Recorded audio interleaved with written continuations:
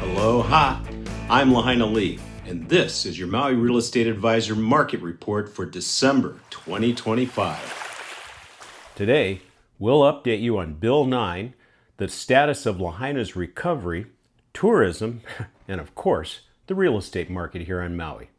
Let's dive in.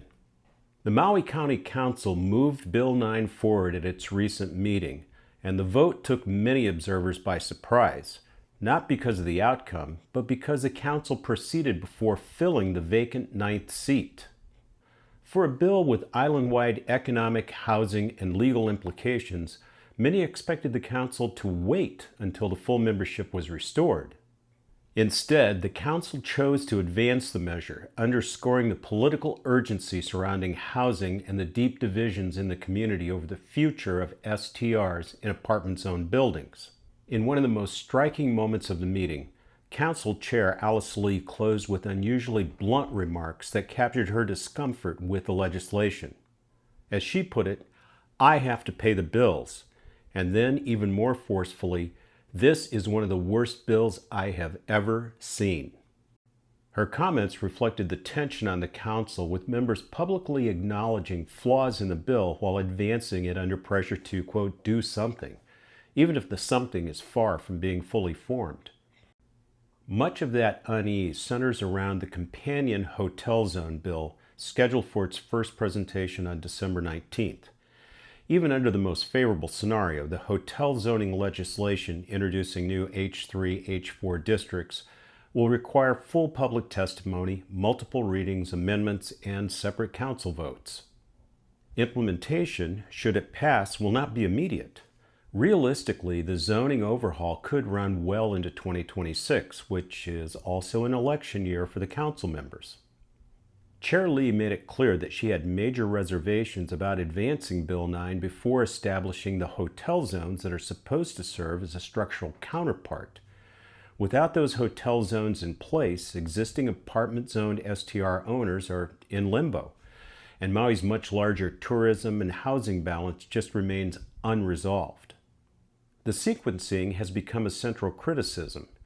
Bill 9 moves forward now, while the solution arrives later. Maybe, and that maybe matters.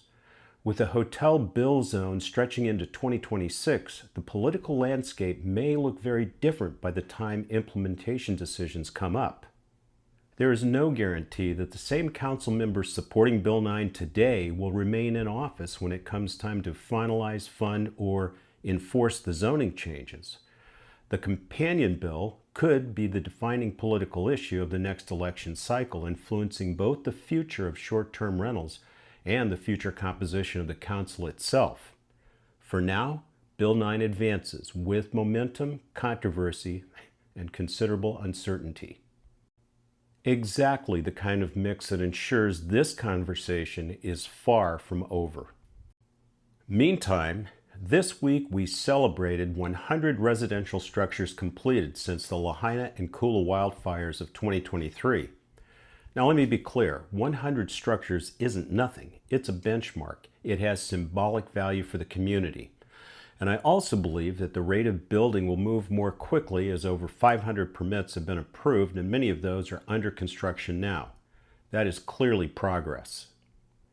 But my lament, my melancholy, whatever this feeling is, comes from standing on Front Street, looking at homes under construction and vacant lots side by side and thinking, 100 completed, about 2,100 to go. And there's more progress in Lahaina. The long-awaited return of activity to the Lahaina small boat harbor is finally in sight. And while the reopening is limited, it's symbolically powerful. For many of us, just seeing boats back in the harbor and people returning to the waterfront brings a little life back to a place we still can't pass through without feeling that familiar lump in our throats. Beginning December 15th, the Lahaina Small Boat Harbor will reopen for limited commercial operations. Loading and unloading will be allowed on a permitted basis, and because the area still lacks lighting and amenities, the activity will be restricted to daylight hours, 8 a.m. to 6 p.m. This cautious approach prioritizes safety while allowing residents and operators to slowly reconnect with the harbor. If you're on YouTube, we're going to throw up some maps here. Parking will be structured and guided. There'll be parking on Dickinson Street near Front Street, on the corner of Prison and Front Street, and on the corner of Shaw and Front Street. Park Maui ambassadors will be on site to help visitors navigate the new parking rules and find available spaces. Parking will be limited to 3 hours, so be careful if you're going on a 3-hour cruise. The county is also reopening several adjacent streets that have been closed since the fire, with updated signage and revised parking rules to manage traffic around the harbor. Several areas remain fully restricted, indicated by the red hash marks in these official maps. The banyan tree area is restricted. You can see the tree, but you can't go into the park area there. The Lahaina Public Library grounds are closed, as are the Kamehameha School properties. There's no parking on Front Street, and there are no businesses or historic sites open, and there are no amenities as well. There is ongoing construction in the area. Planting and landscape restoration are scheduled to begin in early December, a small but meaningful step towards reestablishing the look and feel of the waterfront corridor. The reopening is important, and remember, it won't look like our Lahaina harbor for a while, but this is movement in the right direction. It's a cautious, careful step, and the county and I would like to remind everyone, if you're going down there, use some common sense. In tourism, there are fewer visitor feet on the sand, but they are spending more money. And those visitors, whether you like it or not, they're the heartbeat that pumps life into the whole of Maui's economy and into the short-term rental market that many of us care about. Fewer visitors are showing up, but those who do, they're spending more. They don't really have a choice. Everything costs more, and that's keeping our small businesses afloat. Here's what the October 2025 numbers tell us. Over 179,000 visitors came to Maui in October. That's down 1.1% from last year. Not a big drop, but still a drop. Visitor spending jumped to about $437 million, roughly 11 to 12% higher than October of 2024. Our average daily visitor count was 42,299, about 7.5% down from a year earlier.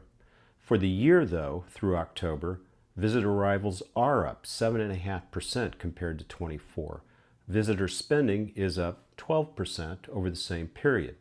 So yeah, fewer bodies on the beaches, but the ones that are here are opening their wallets a little wider. What does that mean to us? It's a mixed blessing. Higher per visitor spending helps local businesses and county tax revenues, but it doesn't fully make up for the softer head count. For buyers and sellers, especially those looking at short-term rental properties, tourism is always the backdrop. Visitor demand influences occupancy, nightly rates, and ultimately what a visitor is willing to pay for a condo. And here's the part that has me raising an eyebrow. October's small dip could just be random turbulence, or it could be the first ripple in a bigger trend. We really need a solid winter season to steady the ship. And Bill 9 is casting a shadow. Some longtime Maui visitors are hesitating to book because they're unsure if their favorite condo will still exist as a rental once the Bill 9 phase-out gets rolling. The messaging from Maui has not been crystal clear. The result is confusion, hesitation, and fewer bookings. Let's look back for some context.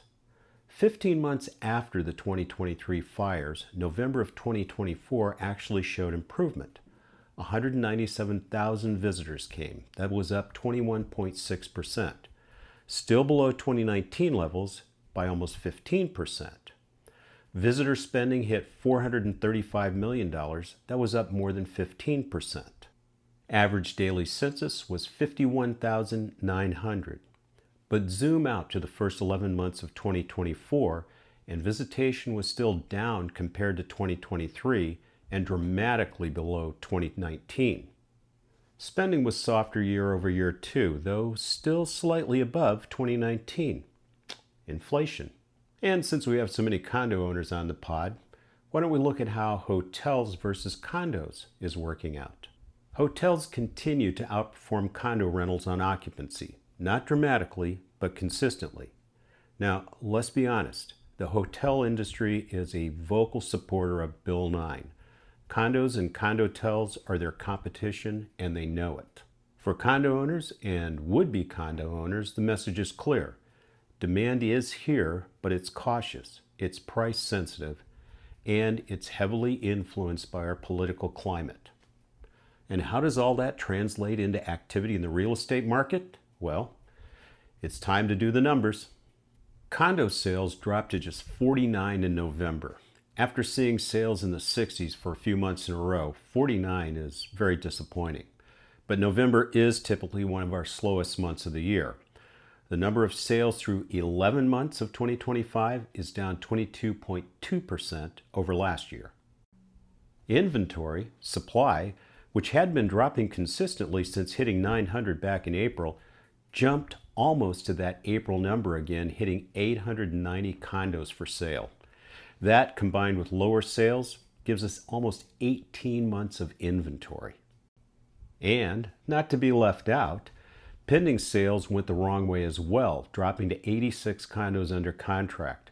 Some of those will close and be counted as sales in December, but many of those are going to carry over into January. Now, if anything can improve condo sales, pricing should do the trick. Year to date, the median selling price is off 22.8%. It hit $595,000, dropping below $600,000 for the first time since February of 2021 in the early COVID recovery. And the average selling price didn't just follow, it pretty much crashed, dropping over $185,000 in 1 month. The last time the average selling price was in the 700s was September of 2020, during COVID. That lower average selling price indicates there was very little action in the sales up at the high-end condos. Will that bring out some luxury bargain hunters during the winter season? I hope so. The median asking price for a condo stayed below $800,000, perhaps indicating that sellers are getting in touch with reality. But the average asking price rose back above $1.3 million. Buena suerte, y'all. The single-family home segment, which has been nice and boring, decided to make some waves as well. Home sales dropped below 50 for the first time since March, dropping 22.2% from the previous month. We have a lot of 22s in this report. Inventory, which had declined 3 months in a row, reversed direction and jumped up to 450 homes for sale. That gives us 9 months of inventory, putting buyers firmly in charge of the single-family home space. The last time we had 450 homes for sale or more, yeah, you guessed it, back at the beginning of COVID in February of 2020. Pending sales held steady and even rose a smidge over last month. However, we have been on a downward trend for several months now. Selling prices continued their downward slide, with the median home price dropping below $1.2 million. That's telling after the median home price hung out in the $1.3 million range for the better part of 2 years. The average selling price also slid, hitting $1.3 million. It's been a while since we've seen numbers down in that range. And with that, the median asking price remains just a touch under $1.7 million at $1,695. And the average asking price remains over $3 million. All right, none of that is great news. But remember, November is one of our slower times of the year. It's in that awkward in-between stage after the summer buying season and before the winter buying season. And this year, we're hoping the winter buying season arrives as expected. Okay, as we wrap up this month's report, here's what I want to leave you with. Even if Bill 9 passes exactly as written, no amendments, no delays, no surprises, it does not go into effect for 3 to 5 years. That means your favorite condo is still available. Maui's communities still welcome you. And we want you to come, enjoy the aloha, and support the local economy that so many families here depend on. Please don't let the headlines scare you away. The uncertainty is real, but so is the timeline. and that timeline gives everyone some breathing room. Now, for those of you who have ever dreamed of owning a condo on Maui, and I know that many of you have, I'll say it plainly, we're in a buyer's market. And not just any buyer's market. This may be the best time to buy in over 15 years. Prices have corrected sharply. Inventory is high, and sellers are negotiating. And opportunities that were completely out of reach 2 or 3 years ago are suddenly within striking distance. If you've been waiting for the right moment, this winter might be the window you look back on and say, that was it. I should have bought in the winter of 2026.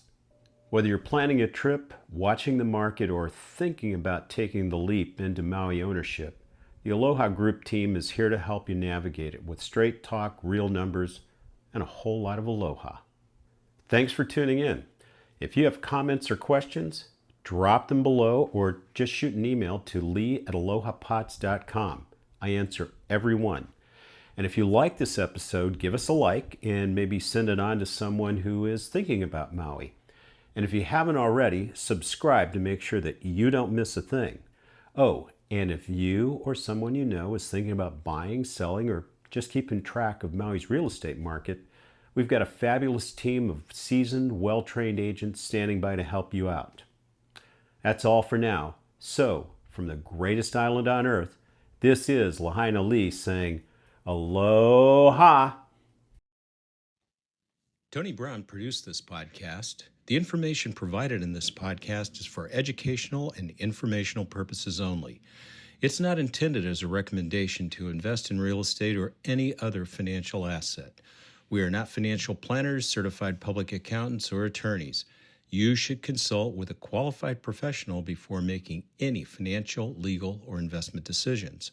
All investments carry risk, and past performance is not indicative of future results.